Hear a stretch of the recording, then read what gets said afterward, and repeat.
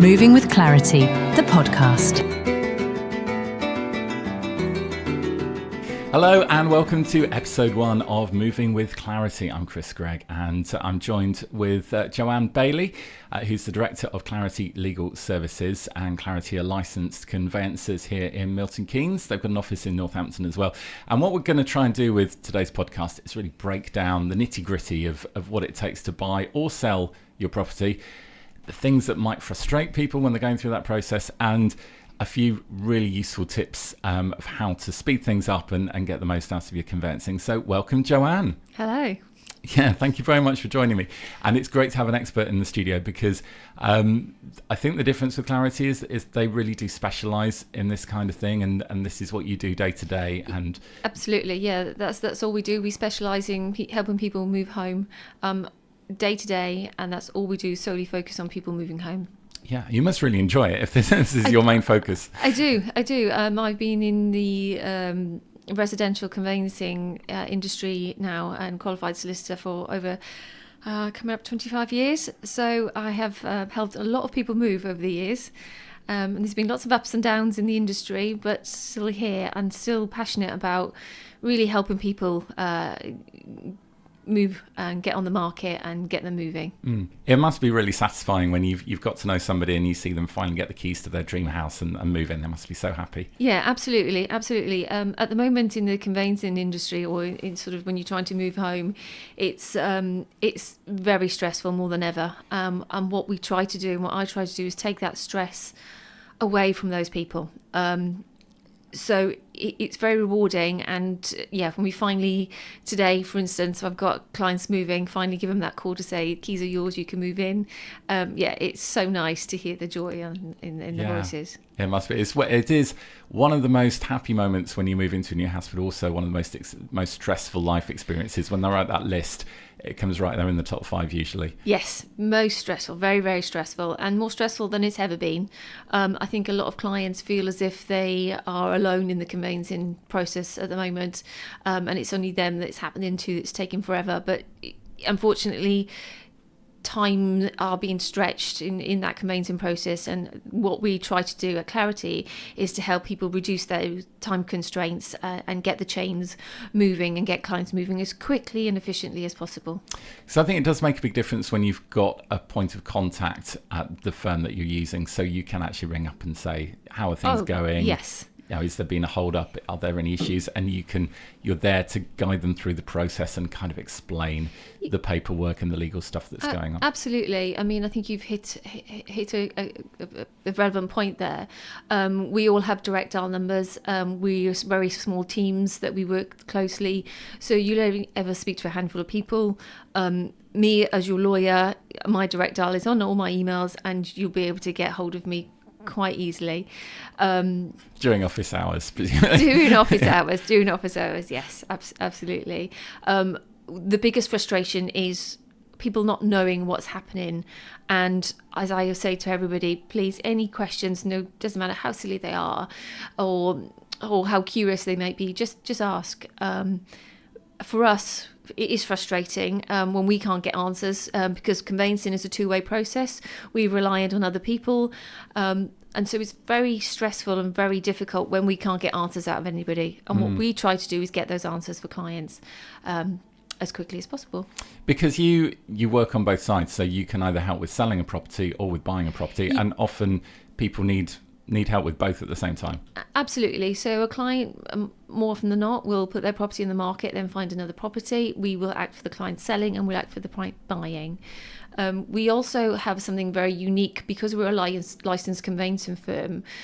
We can act for two different parties. So we can act for the seller of the property and the buyer of the property, as long as we are different lawyers and conveyancers acting as well. So we can speed up the whole process by acting for both sides of the transaction, which is very unique to a licensed conveyancing firm. I never knew you could do that, because I always thought you needed to make sure for conflicts of interest and things that you had a different firm. We make sure that clients are happy with that. Everybody signs a conflict letter, and everybody are fully aware that both sides have been instructed with the same firm. If they're not happy with that, they don't have to use us. That's not a problem. But it does speed up the process. I think our quickest one we've had so so far this year where the two parties have been involved in both instructed clarity is 5 weeks, and with the national average being 5 months, I think that's pretty good going. Yeah, that is amazing. So you can literally just walk down the corridor and knock on your friend's door and say, come on. Yeah. We can do. I mean, it's about mutual respect. Obviously, we hold the client's interests at the forefront, and we never compromise that. So we, as I say, have that at the forefront. But yes, we have a very more collaborative approach on things where we can discuss things and where we might come across little bumps in the road. We can get over those bumps in the road a little bit quicker than you would do perhaps elsewhere. So I think that is the main concern that people have when they're buying or selling a property is how long it's going to take. And I think a lot of people have had bad experiences in the past where it's just so frustrating. You just think, come on guys, what is the hold up? It takes me 10 minutes to go in a supermarket and buy a bottle of milk. Why is buying or selling a property so time consuming sometimes? It's buying a property and selling a property is very layered. There's lots of different parts of the process. It is a process, and every time one of those wheels slows down in the process, then that's what slows the whole system down. What we try to do is, as a seller, if you're looking to sell and put your property on the market, come to us lawyers first. There's lots of paperwork, there's lots of identification and things like that. So if we can get people and get all that sorted as soon as possible, then as soon as the property is sold, we get all the documentation ready to issue to those buyers. And the same for buyers as well. You don't have to wait until you've got an estate agent. You don't have to wait until you've found a property. You can always make contact with us. We can give you a quote, we can get you instructed, and we can give you exactly what you need to get you up and running to help speed up that process. That's brilliant. And I guess there's no obligation. You're just, if you're shopping around, just comparing services and prices. Yeah, absolutely. You can get a quote off our website quite easily, make contact to us through there, or you can call the office, but we'll always give you a full quote. The name Clarity, it was sort of born out of the fact that we want to be very clear and concise and open with people, and that's still the basis of what we do now after 7 years of opening nearly, and that's what we try to do, is be clear and concise with clients at every opportunity, and that's from the start with a quote right through the whole process to the end. And is it very much like sort of a fixed price process, or yes, because you don't know how long it's going to take? So for you guys, it might be 5 weeks. It might take a lot longer if the other side's being slow. We say to clients, use the quote. This is a fixed quote, so it doesn't matter how many hours we might spend on your transaction. It doesn't matter how many months it'll take. That's the fixed quote, and all the information on there is right there from the very beginning. Yeah, that is amazing. So what would you say is the average? You said that it has been done in 5 weeks, but that's probably the average. The national average on .gov is 5 months, which is incredible. It doesn't take as long as that. The longer the more people that you have in the chain, the longer the transaction will take. Everybody has to be ready from a legal point of view. And so if you were the first person that's put the property in the market and sold, but then you're the top waiting for the chain to complete, that's when it slows the whole process down. It can take anything, roughly our average is round about 12 weeks, sometimes less, sometimes more. Things become more complicated when you have a leasehold property that you're trying to sell or trying to buy, or if there's one in the chain that is a leasehold property, because there's lots more information that's involved. And now with additional rules and regulations that are coming out, there's more hurdles and more problems that we encounter with leasehold properties that we have to solve. Because I think a lot of people might be in that position where they're listening to this and thinking, oh right, I've got a leasehold property. This is an extra spanner in the works. What are the kind of things, if you've got a leasehold property, what are the kind of things to get together? There's extra information you have to obtain. So when we're reliant on third parties, when you're selling a leasehold property, you more often than not have a landlord, and you more often than not have a managing agent. And with that, as part of the legal pack that we have to provide to buyers, we have to provide those legal packs from the landlord and from the management companies, and those take a long time. So we request that information from them.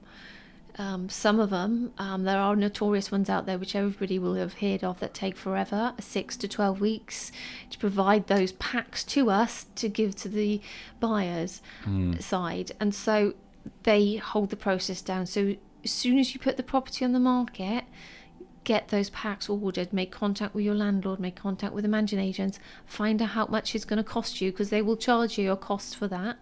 Pay that as soon as possible so you've got those packs up front as well.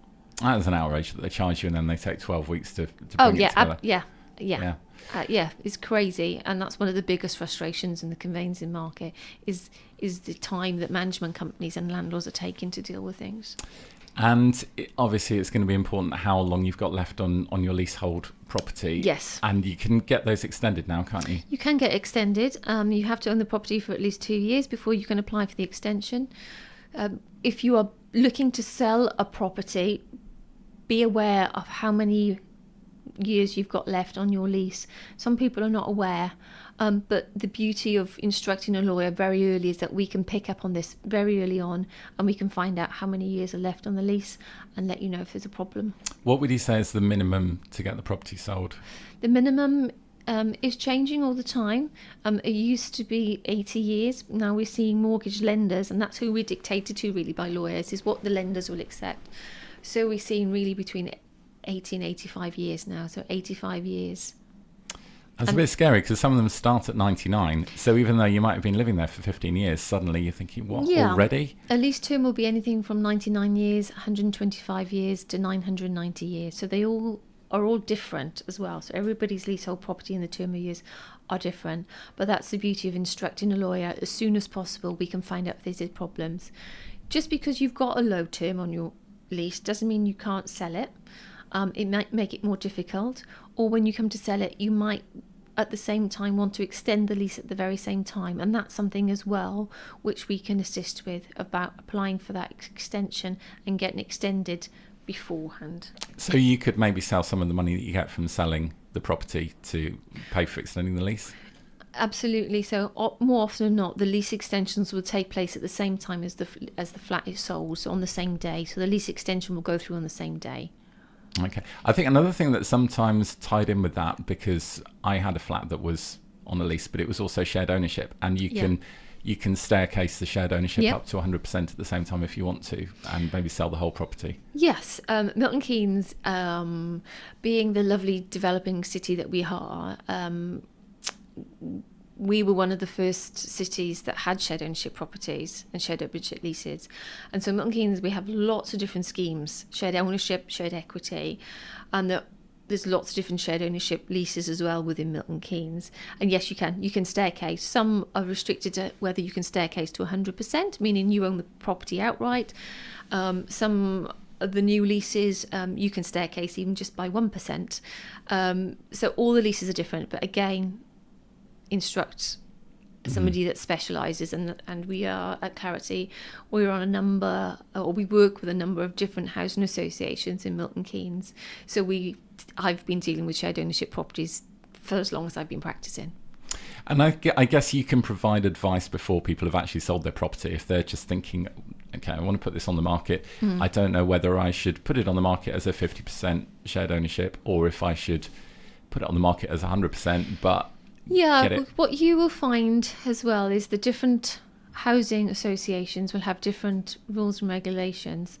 So the newer of the housing association and the newer shared ownership housing associations, they will say to a buyer, and they will assess a buyer's affordability, and say you own 50% share, they may actually say to the buyer, you can afford to purchase more shares. So sometimes you will sell at 50%, but the buyer on the same day will buy an extra 20% from the housing association.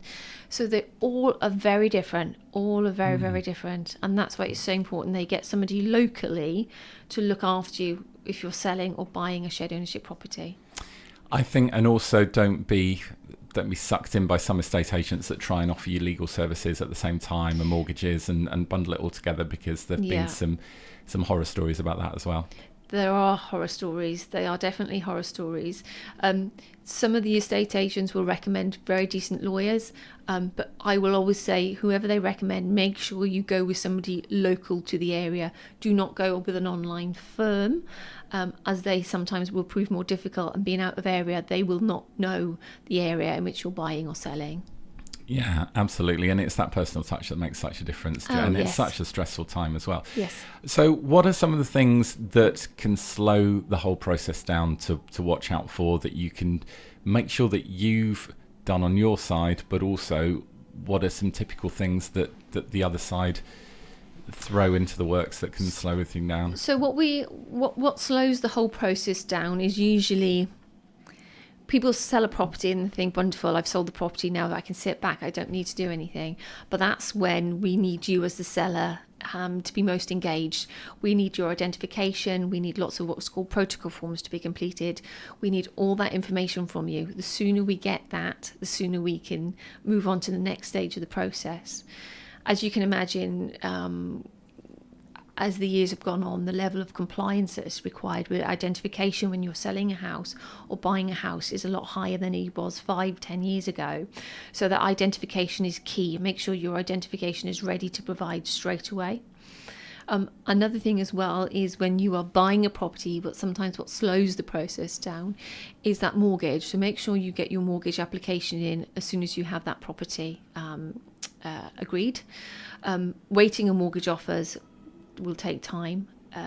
Us lawyers don't like to do things on a file until we know you can get your funding secured. So make sure you get your mortgage offer secured as quickly as possible and that offer out. Us lawyers have a copy of your mortgage offer once it's been issued, and we rely on that to tell us what the lender thinks is an issue with regards to the surveyor that's been round and surveyed the property. I would say also double check with if you've got a mortgage offer and you've got a property in mind, check that they're happy to lend on that property, because I've had a few situations where I've needed to find a different lender because, well, in my situation, it was a property above a retail premises, and some mortgage lenders are a bit. Yeah, absolutely. So especially if you're buying a flat and you're buying a leasehold look at the term of the years. Some lenders are very strict on the term of years, so we touched on the amount of years. Some lenders want even higher than the 85 years now. So just be very careful. And as you say, if you're buying in a mixed use development, we also have the added problem now of the Building Safety Act as well. So properties over 11 metres high, most lawyers in the Milton Keynes areas are not able to look after that conveyancing. So be careful as well on the height of the flat. Make sure the lawyer you're instructing and the mortgage you are looking for will cover that block as well. Wow. So is that 11 metres for the flat itself or for the whole block? For the whole block. And there's a few quite high buildings in Milton Keynes, yes, so that must be troublesome. And I guess you've got all of the issue with cladding and everything as well, and making sure that that's all been replaced with safe materials. Yes, exactly. So if you talk about what slows the process down, if you have something like that that's sat in a chain, that will slow the process down. Yeah, there's so much. And I guess this is why you need to have these conversations at the outset, because there will be stuff that hasn't even crossed your mind that might be an issue.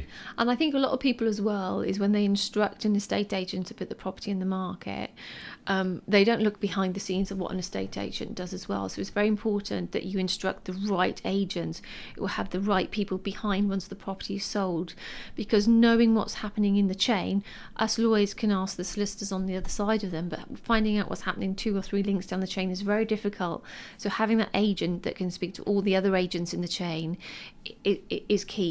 So when you're taking on an agent, I would recommend you ask them who sits behind and who's doing all that sales chasing once the property has been sold. Mm-hmm.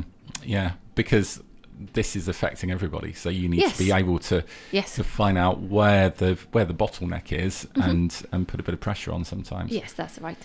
Yeah, that's so interesting. So how can you get ready if you're selling a property and you're about to put your property on the market? What kind of stuff do you need to get together? Because there's going to be documentation that you're asked for, safety checks and things. The very first thing is your identification. Instruct a lawyer as soon as possible, even just as the property's going on the market. We can give you all the protocol forms to complete straight away. But the other important things to do is if you have any alterations that's carried out to the house since you've been there or from when you bought the property, so for instance a loft conversion and you've got your building reg certificate, or a garage conversion, you've got your building reg certificate, or any extensions you've done to the property with the planning. So any legal documentation, planning wise, building regulation wise, installation of new boilers, installations of electrical charging points for electrical vehicles, all that, have that to hand ready to provide to your lawyers, because as soon as we can provide that information to the buyer as part of the initial pack, the less inquiries will come back to us. So we can give somebody as much information as possible. It's always a lot better. I think if you're like me, you've probably got a box in the loft with important documents in, and there's a lot in that box, and it's going to be a whole weekend going through piles of paperwork. And that's the beauty of instructing somebody locally. You can come into our office with your box and we can sift it through you, because we can see quite quickly what's going to be important and what's not. So you don't know how big the box is, though. Yes. Well, we are on the 3rd floor, but we've got a lift, so you'll be fine. Wow. So that's obviously very important if you're selling a property. If you found a property, what are some of the questions to ask while you're looking around a house to kind of uncover any potential pitfalls? Yeah, so as you're looking around the property, obviously you're going to be very excited you found the house of your dreams. Okay, so go back for a second viewing. Us lawyers will always recommend, before you exchange contracts, to go back to the property. You buy the property as it stands, as you see it. The biggest problem that we have is when people move into the property and they say to us the heating doesn't work or the plumbing doesn't work. We can't fix that for you. You buy the property as it stands, so it's important you go round, you ask them for a copy of the heating service that they've had. If one hasn't been done, whilst it's not a legal requirement, very kindly say, do you mind if you have the heating service, and could we see a copy of that report? You can ask that via your lawyers too. But go around, check these things, especially in a summer like we're having at the moment.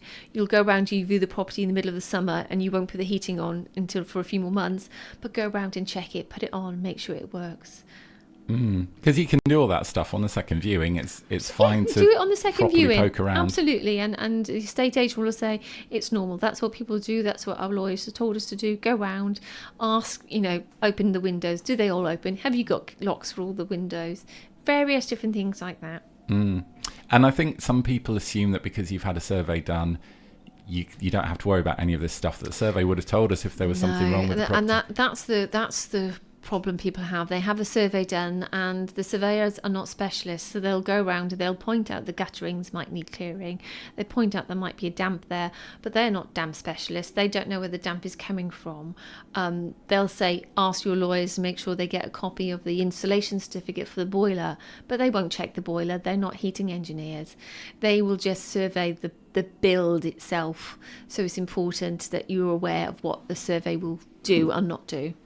Yeah, it is scary, because my parents moved in, they had a survey done, and then as soon as they were in the house, they discovered that all of the roof tiles needed replacing. And they were like, well, surely the surveyor would have seen that. But if he's not climbing up a ladder and crawling around on the roof. No, if he's not climbing up a ladder and he's not on the roof, you don't know. And until you sort of move in and there's a big downpour of water and you realise the leak is coming from the roof, when you go round to a property, visually try and look at as much as possible.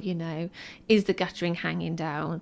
Are there any cracks in the rendering? Things like that as well that you can see yourself. So if you think that you need a specialist report, don't be put off by that. Ask the seller if they're able to organise a specialist report and provide that to you if you think there's a major problem there. And if there is, and you bought the property, there's no legal comeback. Is that let the buyer beware? Is that the absolutely phrase? Is, yeah. Buyer beware, yeah. Wow. This is why it's so scary for people. I mean, people, there is a course of action under misrepresentation, but that's sat outside the standard conveyancing contract, and that will then be a claim by the small claims court. So very rarely does that take place unless there's a huge misrepresentation that's taken place. You see, there's going to be some people listening to this thinking, okay, maybe they won't notice that my roof is shot to pieces and all the roof tiles need replacing. But I think you'd feel really guilty if you sold a house knowing that there was stuff wrong with it. And also electrical wiring, that is a minefield. Yes, definitely. I mean, most people who's had alterations done to their property now would probably, no doubt, if it was an older property, it had a new fuse box installed. And we would, as lawyers, look for a new electrical installation certificate for that. But yeah, it's a minefield of all the stuff that you have to do. But you would flag up and say, okay, you haven't got a safety certificate for the boiler, you haven't had any evidence of any maintenance being done to this and that, and this is something that you would tell your clients when they're buying property, here are some red flags. Absolutely. So one of the key documents that a seller will fill in is called a seller's property information form, or a T6 to give it its other name. There's a lot of questions that's recently been updated, and there's a lot of information within that booklet, or in that form. I call it a booklet because it's that big now. There's a lot of information in there. It talks about what work you might have had done to the property. Have you had any problems with notices being given for recent planning in local areas? Various different things like that. So it's really important. Whilst it's a tick box form, if you want to put as much information on that as possible, it will always be helpful to the buyers. Absolutely.